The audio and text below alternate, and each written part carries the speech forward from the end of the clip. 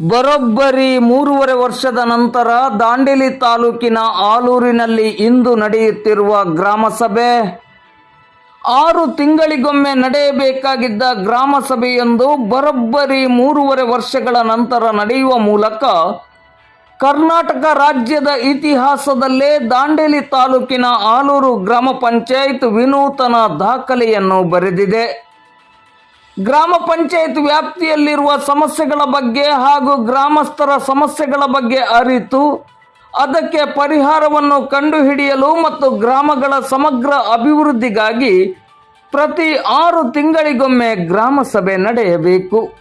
ಆದರೆ ಆಲೂರು ಗ್ರಾಮ ಪಂಚಾಯಿತಿ ಮಾತ್ರ ಗ್ರಾಮ ಪಂಚಾಯಿತಿಯ ನಿಯಮಾವಳಿಯನ್ನೇ ಗಾಳಿಗೆ ತೂರಿದೆ. 6 ತಿಂಗಳಿಗೊಮ್ಮೆ ಗ್ರಾಮ ಸಭೆ ನಡೆಯಬೇಕಿತ್ತು.